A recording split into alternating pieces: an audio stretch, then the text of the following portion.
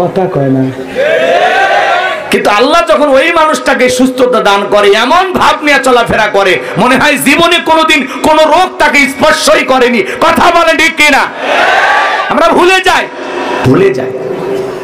হাসপাতালে যা দেখেন না, কত মানুষ আরে ফল ফুট সামনে দেওয়া খাইতে পারে না, গেলে কি বলে, দোয়া করেন ভাই, দোয়া করেন। আপনার কাছে কি চায়? দোয়া চাই। টিস্যু চাইলাম, বোঝেন না? রাগ করতেছেন আমার কথা? আমার ভাইয়েরা, দিল দিয়া কথাগুলো বোঝার চেষ্টা করবেন। তাহলে সুখে থাকি, দুঃখে থাকি, অভাবে থাকি, যে অবস্থায় থাকি, প্রশংসা হবে কার? খেয়ে থাকলে প্রশংসা আদায় করবো কার? না খেয়ে থাকলে প্রশংসা আদায় করবো কার? সুস্থ থাকলে প্রশংসা হবে কার? যে আল্লাহ যে বলেন না, কি সমস্যা কি আপনাদের? আল্লাহ বলতে লজ্জা লাগে? তাহলে সব সময় প্রশংসা হবে কার? আরেকটু জোরে বলেন কার? সব সময় আল্লাহ প্রশংসা আদায় করবে, কিন্তু আমরা আল্লাহ তাআলার কৃতজ্ঞতা আদায় করি না। এইজন্য আল্লাহ বলেন, ইন্নাল ইনসানা লিরাব্বিহি লাকানুদ। মানুষ বড় অকৃতজ্ঞ। ডাইরেক্ট বাংলা ভাষায় যাকে বলা হয় নিমক হারাম। আল্লাহর দুনিয়াতে বসবাস করি, আল্লাহর এত নিয়ামত খাই, কিন্তু আল্লাহ শুকরিয়া আদায় করি না। কথা বলে ঠিক কিনা? প্রশংসা আল্লাহ তাআলার আদায় করা দরকার আছে না নাই? কিন্তু কোথায় কি পড়তে আমরা জানি না। একজনকে জিজ্ঞাসা করলাম, ভাই কেমন আছে? কয় ইনশাআল্লাহ। আচ্ছা, জিজ্ঞাসা আপনি কেমন আছেন বললে কি ইনশাআল্লাহ? কি বলা লাগে? জোরে বলেন, কি বলা লাগে? আপনারা সবাই কেমন আছেন? আলহামদুলিল্লাহ। এক মুরব্বি দেখি পেশাব করতেছে, দোয়া পড়তেছে, কয় বিসমিল্লাহি ওয়ালা বারাকাতিল্লাহ। আমি তখন বললাম, চাচা এই তো খানা খাওয়ার দোয়া। তখন বলতেছে, বাবা কোন দোয়া কোন জায়গায় পড়লে আমার মাথা কাজ করে না। কথা কোন ঠিক কিনা? রাগ করতেছেন আপনারা? এরকম অনেকেই দোয়া, কোথায় দোয়া কি পড়তে হয় জানে না। মনে করেন এই মসজিদের একজন ইমাম আছে, আপনাদের গ্রামের একজন লোক আবুল কালাম আজাদ হেঁটে যাচ্ছে, ওনাকে বলতেছে, ভাই কই যান? বলতেছে, আমি যাচ্ছি সেই বাগাবাড়ি হাটে। কেন? কই গরু কেনার জন্য। তখন বলতেছে, ভাই ইনশাল্লাহ বলেন। তখন বলছে, হ্যাঁ শাহজাদপুরের হাটে আছে গরু, পকেটে আছে টাকা, তো মাঝখানে ইনশাল্লাহ বলা লাগবে কেন? কথা কয় নাকি? বোঝেন নাকি রাগ করতেছেন? এইবার যায়া হাটে যায়, গরু চয়েস হয়েছে, কেনার জন্য টাকা পকেট থেকে বের করবে, পকেটে হাত দেয়, পকেট খেলে লম্বা হয়। লক্ষণ ভালো না খারাপ? বলে তার মানে পকেট ম্যান ছিনতাইকারী টাকাটা চুরি করে নিয়ে গেছে। এইবার বাড়িতে ফেরার পথে আবারও ইমাম সাহেবের সাথে দেখা, জিজ্ঞাসা করেন, ভাই গরু কোথায়? বলে ইনশাল্লাহ গরু কিনা হয়নি, ইনশাল্লাহ টাকা চুরি হয়ে গেছে, ইনশাল্লাহ বাড়ি যাচ্ছি, ভালো থাকেন, দেখা হবে ইনশাল্লাহ। সে ইনশাল্লাহ বললোই চালান পাতি হারানোর পরে। কথা কন ঠিক কিনা? আমাদের সমস্যাটা এই জায়গায়, আমরা যখন সুস্থ থাকি, ভালো থাকি, আল্লাহকে ভুলে যাই, আর যখন একটু দুঃখে থাকি, অভাবে থাকি, তখন আল্লাহকে স্মরণ করি। কথা বলেন ঠিক কিনা? বিপদে পড়লে আল্লাহরে ডাকে, আর বিপদ চলে গেলে আল্লাহ আছে ওটা মনেই নাই। কথা কর নাকি আপনারা? তাহলে সুখে থাকি, দুঃখে থাকি, সব সময় প্রশংসা হবে কার? যত সমস্যায় থাকি না কেন, যদি জিজ্ঞাসা করে, ভাই কেমন আছে?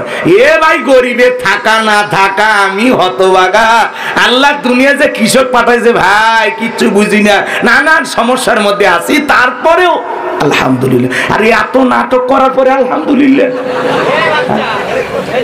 আপনাকে জিজ্ঞাসা করা মাত্র ডাইরেক্ট বলবেন, আপনি কেমন আছেন? আলহামদুলিল্লাহ। আমার জাগিরদার, যার বাড়িতে আমি খেয়ে পড়াশোনা করছিলাম, ওনাকে একদিন ফোন দিয়ে বললাম, বাবাজি কেমন আছেন? বলে আলহামদুলিল্লাহ। কোন সমস্যা? কয় সমস্যা থাকলে তোমারই বলবো কেন? সমস্যা দিবেন যিনি, সমাধানও করবেন তিনি। আল্লাহু আকবার বলেন। তাহলে আমাদের সমস্যার কথাগুলো কার কাছে বলবো? জোরে বলেন, প্রয়োজনের কথাগুলো কার কাছে বলবো? মনে থাকবে তো ইনশাআল্লাহ? তাহলে সুখে থাকি, দুঃখে থাকি, সব সময় প্রশংসা হবে কার? আর প্রশংসা আদায় করলে কার লাভ? এই জন্য আল্লাহ রাব্বুল আলামিন বলেন, ওয়ালাকাদ আতাইনা লুকমানাল হিকমাতা আনিশকুরু লিল্লাহ ওয়া মান ইয়াশকুর ফাইন্নামা ইয়াশকুরু লিনাফসিহি ওয়া মান কাফারা ফাইন্নাল্লাহা গনিয়্যুন হামিদ। আমার আল্লাহ রাব্বুল আলামিন বলেন, আমি লোকমান হাকিমকে হিকমত দিয়েছিলাম, জ্ঞান দিয়েছিলাম এবং বলেছিলাম লোকমান তুমি আমার শুকরিয়া আদায় করো। লোকমান হাকিম আল্লাহ তাআলার শুকরিয়া আদায় করেছিলেন, আল্লাহ তাআলা তার মর্যাদা বাড়িয়ে দিয়েছেন। এরপরে আমার আল্লাহ রাব্বুল আলামিন বলেন, যারা শুকরিয়া আদায় করে সে তার নিজের জন্য আদায় করে, আর যারা শুকরিয়া আদায় করে না তাদের জেনে রাখা উচিত আমি আল্লাহ মুখাপেক্ষী। আল্লাহ কারো মুখাপেক্ষী নন, আমরা সবাই আল্লাহর মুখাপেক্ষী।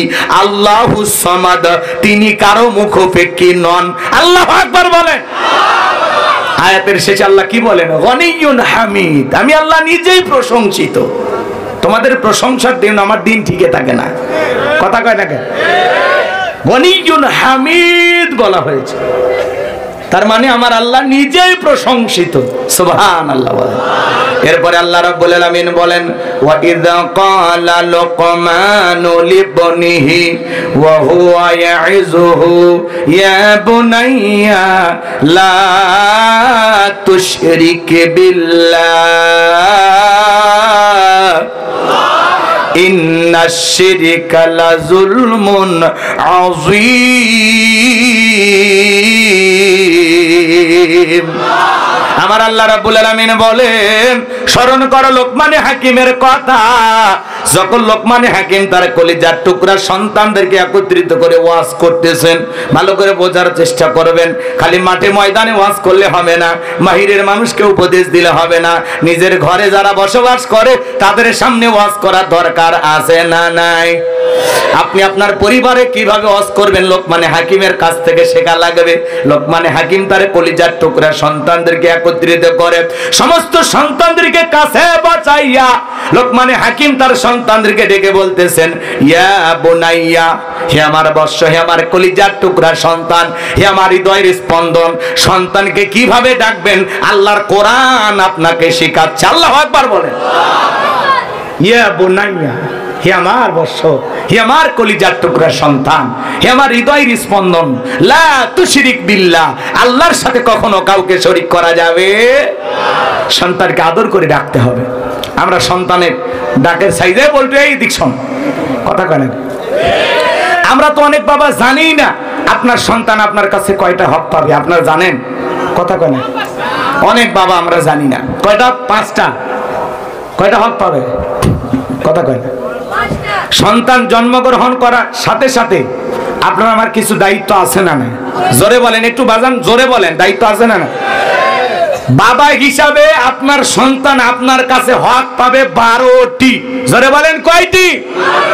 ওইদিকে তো 2 ঘন্টা ওয়াজ করা লাগবে, অত সময় আমার হাতে আছে নাই। ওইটা অন্য দিন যদি আল্লাহ চাই কখনো কথাও বলবো, তারপরে 2-1টি বলে দেয়। এদিকে খেয়াল করেন, সন্তান জন্মগ্রহণ করার সাথে সাথে প্রথম দায়িত্ব হলো কি, ওই অবস্থায় সন্তানের রক্ত মেখে আছে অপরিষ্কার, ওই অবস্থায় একটা সেলফি তুলবেন, তুলে ফেসবুকে পোস্ট করবেন, আলহামদুলিল্লাহ অবশেষে বাবা হইলাম। কি কন? এটা প্রথম দায়িত্ব। এরপরে ওই সন্তানের যদি চাচা থাকে, মামা থাকে, এরাও ফেসবুক আইডিতে পোস্ট করে, চাচ্চু হওয়ার স্বাদটাই আলাদা। আজকে খুব ভালো লাগতেছে, কথা কয় না কে? ওই সন্তানের যদি খালা থাকে, ফুফু থাকে, এদেরও ফেসবুক আইডি থাকে, এরাও পোস্ট করে। অনেক কষ্টের পরে খালা হওয়ার স্বাদ বুঝলাম, কথা কয় না কে? যেই মহিলা বাচ্চা ডেলিভারি করেছে এরও যদি একটা ফেসবুক আইডি থাকে, ওই গজব শরীফে বাচ্চা ওই অবস্থায় কোলে নিয়ে একটা সেলফি তুলে বলে, অনেক কষ্টের পরে মা হওয়ার স্বাদ বুঝলাম। আরে মুসলমান, এই জামানা পড়ে গেছে, কথা কন নাকি আপনারা? ওয়াজ কি বাস্তব কিনা বলেন? আমি খালি ওয়াজ করি না, ওয়াশও করি। সন্তানকে জন্মগ্রহণ করার সাথে সাথে ও যদি কথা বলা, আল্লাহ যদি তৌফিক দিত, যারা সেলফি দিতে প্রত্যেকটা চর মারত। কি সন্তান জন্মগ্রহণ করার সাথে সাথে সেলফি না?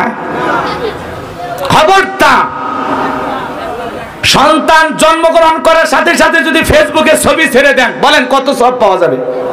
যে কয়টা লাইক সে কয়টা সব নাকি? তাহলে কেন করেন ভাই এগুলো?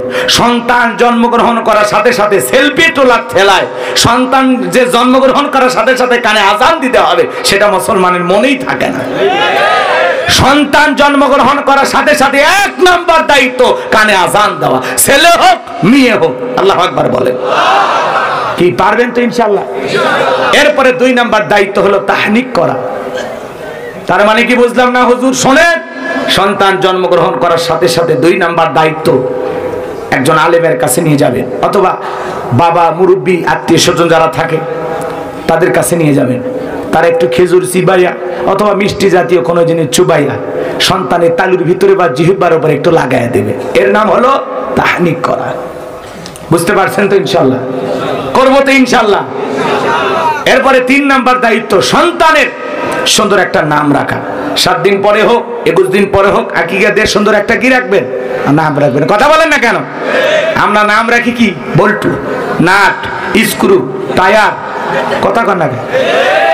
ফায়ার। এক একজনের নামের স্টাইল কি? পিঙ্কি, চুমকি, জুইটি, হাসি, খুশি, মায়া, পিলি, চিলি, বেলি, সুইট, কথা কন না কেন? আচ্ছা, আজ পর্যন্ত কোন মাহফিলে আপনারা ওয়াজ শুনতে যায় নাম শুনছেন? এই মুহূর্তে আপনাদের সামনে ওয়াজ করবেন হযরত মাওলানা বল্টু সাহেব, কোন জায়গায় পাইছেন? এই নামগুলো কেন রাখেন? সন্তানদের সুন্দর নাম রাখবেন।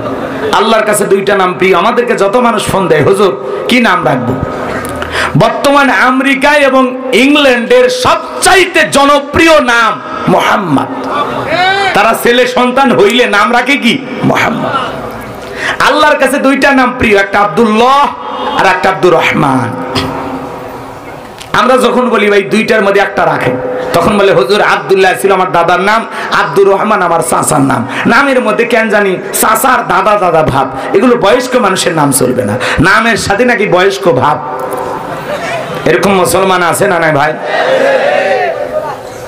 শোনেন, ওই আব্দুর রহমান, আব্দুল্লাহ, ইসহাক, ইউসুফ আলী এরা জীবনে কিছু করে, কিন্তু বল্টু, না, স্ক্রু, জনি, সনি এরা কিছু করে পারে না। কথা বলেন। আল্লাহ হেদায়েত দান করুক। জোরে বলেন, আরেকটু জোরে বলেন। সন্তানদের সুন্দর সুন্দর ইসলামিক নাম রাখবেন। ওলামা ইকরামদের কাছ থেকে শুনে জেনে তারপরে নাম রাখবেন। পারবেন তো ইনশাআল্লাহ? আল্লাহ বোঝার তৌফিক দান করুন। জোরে বলুন আমিন। এরপরে সন্তান যখন আস্তে আস্তে বড় হবে, দ্বীনি ইলম শিক্ষা দিতে হবে। সন্তানকে কোরআন সুন্নাহর জ্ঞান শিক্ষা দিতে হবে। ছোটবেলায় 3-4 বছর নুরানি মাদ্রাসায় পড়ান, এরপরে ডাক্তার, হাফেজ, যা খুশি বানান। আলেম ওলামা যদি না বানাইতে চান, ছেলেকে ডাক্তার বানান, ইঞ্জিনিয়ার বানান, কিন্তু 3-4 বছর কমপক্ষে ছোটবেলায় মাদ্রাসায় পড়াবেন। কথা কয় না? এরপরে বানান, ইঞ্জিনিয়ার বানাবেন না ডাক্তার বানাবেন, বানান, আপত্তি নাই। যাই হোক বাজান, অনেক কথা বলার আছে, ওই দিকে যাওয়ার সুযোগ নাই। মন খারাপ করবেন না। লোকমানে হাকিম যখন ডেকে বলেন, ইয়া বুনাইয়া, হে আমার বর্ষ, আমার কলিজার টুকরা সন্তানেরা, লা তুশরিক বিল্লাহ, আল্লাহর সাথে কখনো কাউকে শরীক করা যাবে না। একটা ছেলে ডেকে বলে, আব্বা জান, আমার দিয়ে ওয়াজ নসিহত হবে না, ইমামতি হবে না। বলেন তো বাজান, আলেমের বেটা সবাইকে আলেম হয়, ডাক্তারের বেটা সবাইকে ডাক্তার হয়, আলেমের বেটাও জালেম হয়, ডাক্তারের বেটাও ডাকাত হয়। কথা বলেন ঠিক কিনা? হাজির বেটাও পাজি হয়। কথা কোন ঠিক কিনা? লোকমানে হাকিমের ছেলে ডেকে বলে, আব্বা আমার কিছু টাকা দেন, আমি বিজনেস করব, ব্যবসা বাণিজ্য করব। লোকমানে হাকিম ডেকে বলে, ছেলে রে, তোমার যে টাকা দেব এত টাকা তোমার কাছে নাই। ছেলে বড় নাছর বান্দা ডেকে বলে, আব্বা যেভাবে হোক আমারে টাকা দিতে হবে, আমি একটু ব্যবসা বাণিজ্য করব। লোকমানে হাকিম ডেকে বলে, ছেলে শোনো, আমি আমার এক বন্ধুর কাছে টাকা পাই। আমার সে বন্ধু একটা দ্বীপে বসবাস করে। আজ পর্যন্ত বহু মানুষকে পাঠাইছিলাম, কেউ টাকা নিতে যা ফিরে আসে নাই। এই বিশাল রাস্তা পাড়ি দিতে গিয়ে তোমার বড় বিপদ হতে পারে। আমি বাবা হয়ে ছেলেকে এত বড় বিপদের মুখে ফেলে দিতে পারবো না। ছেলেটা ডেকে বলে, আব্বা আপনি শুধু আমাকে ঠিকানা বলে দেন, যত কষ্টই হোক আমি রওনা করব। এইবার লোকমানে হাকিম ডেকে বলে, ছেলের বাড়ি থেকে যখন বের হয়ে যাইবা, 2 রাকাত সালাতুল হাজতের নামাজ আদায় করবা, এরপরে আল্লাহর উপরে তাওয়াক্কুল করে রওনা করবা। এইবার সমস্ত পথের বর্ণনা লোকমানে হাকিম বলে দিলেন। এইবার ছেলেটা রওনা করতে লাগলেন বাজান। বিশাল মরুভূমি রাস্তা পাড়ি দিতে গিয়া লোকমানে হাকিমের সন্তান তৃষ্ণার্ত হয়ে আসছে। বাবা আগেই বলেছে, যাওয়ার পরে দেখবে একটা জঙ্গল দেখা যায়, ওই জঙ্গলের ভিতরে তাকায় দেখবা ঝরনার পানি পড়তেছে, সেখান থেকে পানি পান করবা, প্রয়োজন মোতাবেক পানি নেবা, কিন্তু খবরদার সামনের দিকে যাওয়ার পরে পিছন দিকে তাকায়া দেখবা জঙ্গলটা নাই, কিন্তু খবরদার তুমি ভয় পাইবা না। এইবার বাবা যা যা বলতেছেন তাই তাই ঘটতেছে। লোকমানে হাকিমের সন্তান পানি পান করলেন, ব্যাগের ভিতরে পানি রাখলেন। ওই জঙ্গল ছেড়ে যখন সামনের দিকে যায় পিছন দিকে তাকাইছে, দেখে আর জঙ্গলটা দেখা যায় না। এইবার সামনে পথ চলতে চলতে দেখেন বিশাল একটা বটবৃক্ষ। ওই বটবৃক্ষের গোড়ায় একটা মুরব্বী বৈশা আছে। বাবা বলেছে খবরদার ওই গাছের ছায়া আশ্রয় নিবি না, নিলে বিপদ হবে। মুরব্বীটাকে বলে বাবা এইদিকে আসো, শরীরটাও বড় ক্লান্ত। মুরব্বীর কথা শুনে লোকমানে হাকিমের ছেলে বলে না, বাবা বলেছে গাছের ছায়া আশ্রয় নেওয়া যাবে না, নিলে বিপদ হবে। এইবার মুরব্বীটাকে বলে তোমার বাবা কি বলে নাই? চলতি পথে যদি একজন মুরব্বীর সাথে দেখা হয়, মুরব্বী যা বলবে তুমি তাই শুনবা। বলে হ্যাঁ বলেছে। তাহলে ভয়ের কোনো কারণ নাই, তুমি আমার কাছে আসো। এইবার লোকমানে হাকিমের সন্তান বটবৃক্ষের ছায়ায় বাজার সুন্দর করে বসলেন। বসা মাত্র চোখের মধ্যে ঘুম চলে আসলো। বিষাক্ত একটা সাপ গাছের গর্ত থেকে বের হইয়া লোকমানে হাকিমের সন্তানটাকে সবল মারলো। সাপটা যখন কামড় মেরেছে, মুরব্বী তাকায়া দেখে সত্যি তো ছেলেটার বড় বিপদ হয়ে গেল। এইবার সাপটাকে ধইরা লোকমানে হাকিমের সন্তানটাকে বিষমুক্ত করার পরে ওই সাপটাকে ধারালো অস্ত্র দিয়া দুইটা টুকরো করলেন। পেছনের অংশ ফেলায়া দিয়া মাথার অংশটা ব্যাগের ভিতরে রেখে দিলেন। এইবার যখন ঘুমটা ভেঙে গেছে, ডেকে বলে বাবা সত্যি তোমার বিপদ হয়েছিল, বিষাক্ত একটা সাপ তোমাকে সবল মেরেছিল। লোকমানে হাকিমের সন্তান এইবার বাবার ওসিয়ত অনুযায়ী 2 রাকাত সালাতুল হাজতের নামাজ আদায় করলেন। কারণ বাবা বলেছেন বিপদের আগে আর পরে 2 রাকাত সালাতুল হাজতের নামাজ আদায় করবা। আল্লাহু আকবার বলেন। এইবার ডেকে বলে মুরব্বী ওই জনবসতি এলাকায় যেতে হবে, ওখানে যায় বাবার পরিচয় দিলে তারা আমাকে দ্বীপের যাওয়ার সেই রাস্তাটা দেখিয়ে দেবে। বলে চলো আমি যদি যাই, তোমার কি কোনো আপত্তি আছে? বলে না আমার কোনো আপত্তি নাই। এইবার লোকমানে হাকিমের সন্তান মুরব্বীকে সঙ্গে নিয়ে ওই জনবসতি এলাকায় যায়। যখন বাবার পরিচয় দিয়েছে, বাবার পরিচয় দেওয়া মাত্র সবাই তাকে মহাব্বত করতে লাগলেন। কারণ এটা সাধারণ ছেলে না, এটা লোকমানে হাকিমের ছেলে। বাবার সুনাম সুখ্যাতির কারণে মানুষ তাকে ভালোবাসা দেখাইতে লাগলেন। আল্লাহু আকবার বলেন। কোরআনের পাকে আল্লামা সাইদি হুজুর বিদায় নিয়েছে। তার সন্তান যদি আপনাদের পাবনায় আসে একটু কি ভালোবাসা দেবেন না? আল্লামা মামুনুল হক তার সন্তান যদি এলাকায় আসে ভালোবাসা দেবেন না? বাংলাদেশের অনেক বড় বড় আলেম আছে, তাদের সন্তানগুলো অবশ্যই সুজনগরের মাটিতে আসলে একটু ভালোবাসা দেবেন কিনা? জোরে বলেন, একটু যত্ন করবেন কিনা? ডক্টর মিজানুর রহমান আজহারি ভাই তার ছেলে যদি আপনাদের এলাকায় আসে একটু কি ভালোবাসা দেবেন না? কথা কয় না। কার কারণে? বাবার কারণে। সেটাও বলতে না কার কারণে? বাবার কারণে। কারণ তার বাবাকে আপনারা মহব্বত করেন, সেই কারণে তার সন্তানকে আপনারা মহব্বত করবেন। কথা বলেন ঠিক কিনা? দিল দিয়া কথাগুলো বোঝার চেষ্টা করবেন বাজান।